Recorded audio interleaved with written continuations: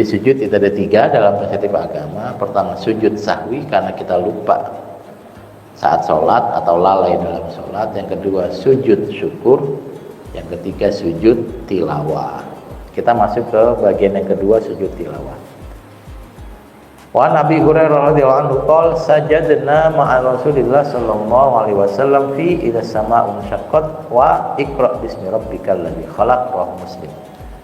Kami biasa sujud dalam sholat ketika membaca, ini bersama Nabi tentunya ya, ketika membaca surat idza sama'un syaqqat dan iqra bismi rabbikal ladzi khalaq. Ada sajdahnya di situ.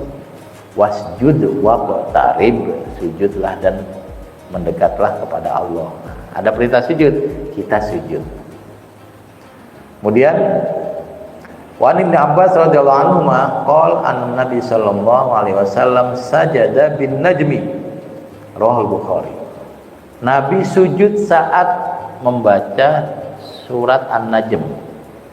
Ini hadis riwayat Bukhari. Kemudian wa Zaid bin Sabit radhiyallahu anhu qol qara'tu 'ala Nabi sallallahu alaihi wasallam An-Najm falam yasjud fiha. Saya pernah membaca surat An-Najm tapi Nabi tidak sujud. Hadis yang sebelumnya Nabi sujud saat membaca surat An-Najm, hadis setelahnya Nabi tidak sujud. Dari sini disimpulkan sujud tilawah hukumnya sunnah. Kalau An-Najm itu wal mu'tafiqat ahwa qabasyaha ma wasyafa bi ayyi ala ilm bi kita tamaru hada nadiru minan nudul ula azifatil azifah laisa laha min dunillahi katifa afa min hadzal hadis ta'jabun wa tadhakuna wa la tabkun wa antum samidun fasjudu lillahi wa'budu. Sujudlah kalian dan sembahlah Allah. Ada perintah sujud. Nah, pada hadis yang barusan kita baca, Nabi tidak sujud. Hadis sebelumnya Nabi sujud. Disimpulkan sujud tilawah hukumnya sunnah, tidak wajib. Bapak dan Ibu sekalian, jadi ada interaksi kita dengan Al-Quran.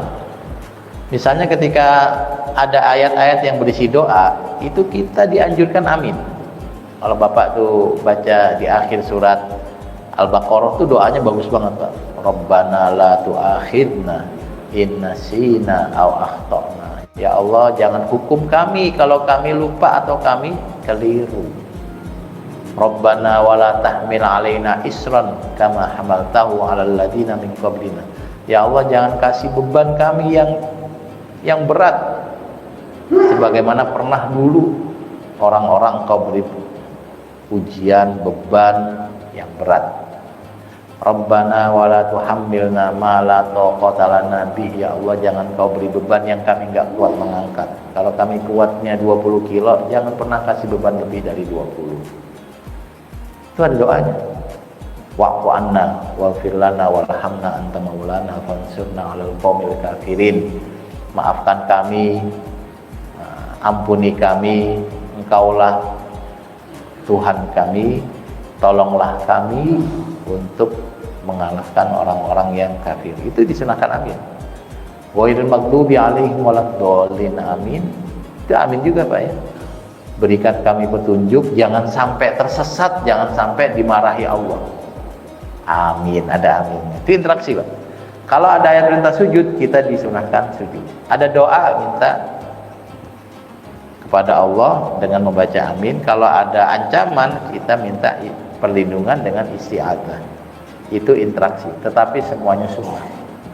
Semuanya sunnah, tidak ada yang wajib. Dalilnya ini tadi, saat membaca An-Najm, Nabi pernah sujud dan Nabi tidak sujud juga. Kemudian wa Umar radhiyallahu anhu qol ya ayuhan nas inna namurru bisujud inna apa ini? Namurru bisujud wa man sajada faqad asaba wa man lam yasjud fala isma alaihi. Wahai manusia, ini beliau sudah menjadi khalifah, Pak ya. Nabi sudah wafat, beliau bilang, kita kadang membaca ayat Al-Qur'an dan di situ ada perintah sujud. Namurru bisujud. Faman sajada faqad asaba. Kalau ada orang yang membaca ayat perintah sujud lalu dia sujud, dia sudah sesuai ajaran Nabi. Kemudian wa man lam yasjud fala isma alaihi. Tapi kalau dia enggak sujud, dia tidak dosa. Sayyidina Umar nyatakan begitu. Ya kalau kita kan sudah gampang, Pak, sujud tilawah itu sunnah. Emang dari awal kita belajar fikihnya seperti itu. Tetapi kalau kita melacak hadis-hadisnya, ya kita dapati periwayatan yang banyak sebelum bisa menyimpulkan sujud tilawah hukumnya sunnah.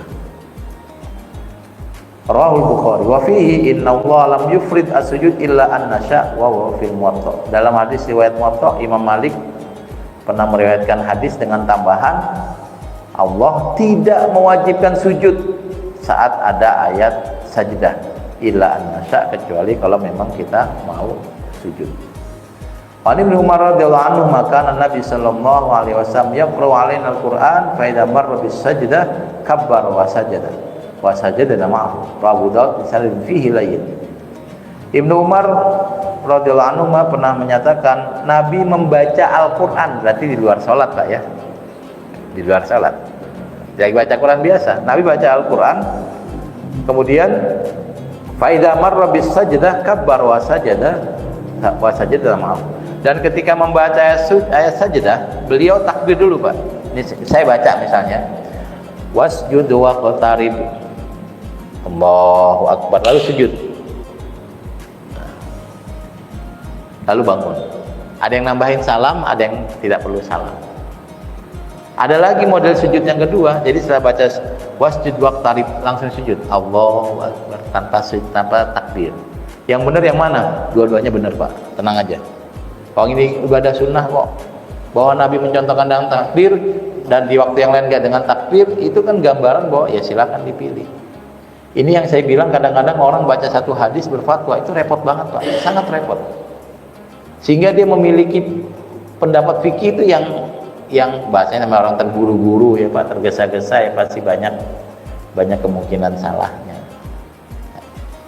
Jadi saya ulang, kalau dalam sholat sujud tilawah itu saya baca Quran ya, lalu ada ayat sajdah, langsung takbir, Allahu Akbar, sujud sekali. Sajada wajhi lilladzi khalaqahu wa sawwara wa syaqqa sam'ahu wa basara bihauli wa quwwati tabarakallahu ahsanul khaliqin. Lalu Allahu Akbar, lanjutkan baca ayat. Itu kalau dalam sholat. Kalau di luar sholat, versi pertama takbir dulu, Allahu Akbar, lalu sujud. Versi yang kedua tanpa takbir langsung sujud. Tapi kan ini ada takbirnya. Ya, itu variasi yang Nabi ajarkan.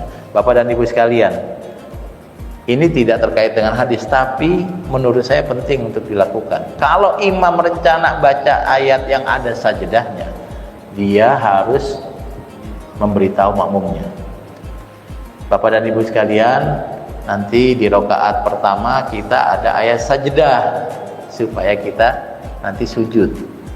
Kalau nggak diberitahu, nanti makmumnya yang bingung Pak. Ini terjadi. Saya waktu pertama kali ke pesantren itu sholat subuh Jumat pagi, masjidnya besar gitu, karena saya baru nyampe di pesantren ya, sholat pas baca imam langsung sujud, Allahu Akbar, langsung sujud lah. Jamaah-jamaah yang memang nggak tahu, ada yang ruku dulu, ada yang subhanallah, ada yang ikut sujud, baru habis itu Allahu Akbar, ngelanjutin ayat, baru tahu oh sujud tilawah.